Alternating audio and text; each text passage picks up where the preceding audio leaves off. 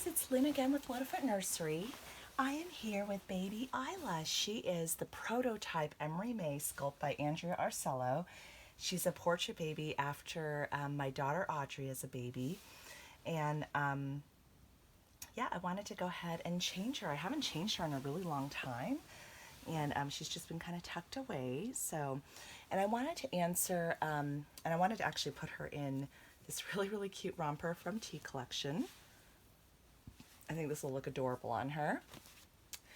And while I change her, I was going to answer just a question one of my viewers left for me in one of the comments about, how do you take, like, just taking care of silicones, like any general tips or general advice. I think that, just, I guess generally speaking, you want to handle silicones just very gently. So it is a more a fragile material than vinyl is. So that's just that's one thing to keep in mind. Oh goodness, this baby girl's so sweet. So yeah, so that's one thing to keep in mind. And the other thing I do, I always wash my hands before I handle my silicones. And I always keep them wrapped up in their own blanket when I'm not interacting with them. In fact, I often will keep their blanket with them. If I'm like taking them out to the living room or something like that, I'll make sure that they have their blanket that I can lay them on, so they're not just like lying on like the couch or the floor and picking up random lint and dirt. So I'm kind of picky about that. That's just me. And full body silicones, I know it can be very tempting to like want to play with them and bathe them, but you have to remember that they are first and foremost collectible art dolls, and so you really should not play with them as you would a toy. So that's really important as well. Let's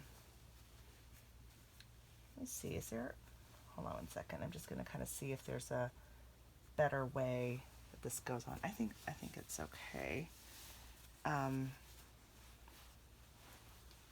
The other thing too, when you're dressing them, see, this is making me a little bit nervous because this outfit is not coming on very easily. You just want to be a little bit mindful of not kind of, oh, here we go, there are buttons. Oh, I should have just unbuttoned that. Would have been a little bit easier. But anyhow, just being careful not to like force anything when you're dressing them, because the last thing you want to do is potentially break a limb or anything like that. So I always just try to dress them very carefully. And one thing you will find, the softer the silicone, the harder they are to dress, because there's just not that kind of firmness holding. So the material will tend to kind of go with you as you're like pulling fabric and things like that. So just be kind of extra cognizant if it's a super soft silicone. Aw, this is so cute on her. She's one of those babies that just looks good in everything. Oh my goodness. Hey, sweetheart. The other thing too, you can powder them if they get like a little bit shiny. I try not to powder very often, but when I do use powder, I bought this silicone finishing powder from Jenny Lee from Wee Baby's Nursery. I highly recommend it, and it's gonna last forever. Like a little tiny bit goes a very long way. So I've only like maybe powdered her a couple times. Like I try not to really powder my babies that much. I basically just try not to like handle them that much. I think is kind of the key to keeping them perfect. And the other thing too, just be very careful with like socks and shoes. I saw an artist post this on Facebook that, especially when you're taking off a sock, always take it off really carefully. Never pull it from the toe, because somebody has actually pulled off the toe inadvertently. Because you would pull it off the toe if you were pulling it off like a regular child or human, because you don't want the sock to get all like wrinkly or whatever.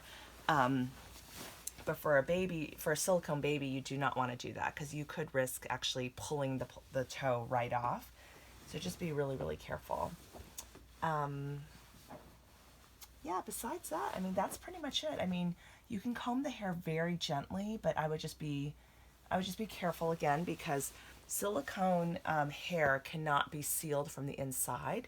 So whereas reborn hair, it can be glued from the inside of the head because it's a hollow head, silicone hair cannot be glued. So the hair, if it comes out, you're kind of just out of luck. You can always get the hair rerouted. And one bonus of silicone is the hair it's easier to root silicone than to root vinyl because it's soft, you know. So it's just I think that part of it is easier. But yeah, so she's always had like very sparse like newborn hair.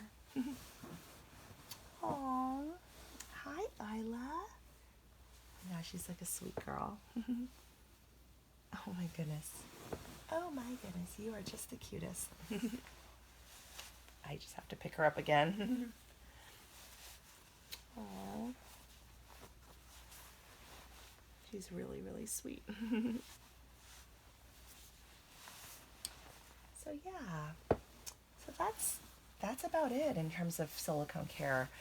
I think I'm definitely not as expert as some of the ladies on here. Like Kelly Girl is just a wealth of knowledge about silicone and how to care for it. But those are just my common sense things. Like I always wash my hands. I try and oh yeah, and you should not have your silicone baby touching a vinyl baby. I just be careful about what surfaces are touching the baby, you know, for extended periods of time. That's just something I would just watch out for. But yeah, other than that, I think those are pretty much all my that's pretty much all my advice when it comes to silicone. So let me know if you guys have other tips. Feel free to leave them below because for the benefit of those who might be, you know, getting a silicone for the first time. I'm sure I forgot a lot of things. So feel free to leave a comment below. Thanks so much. Have a great day.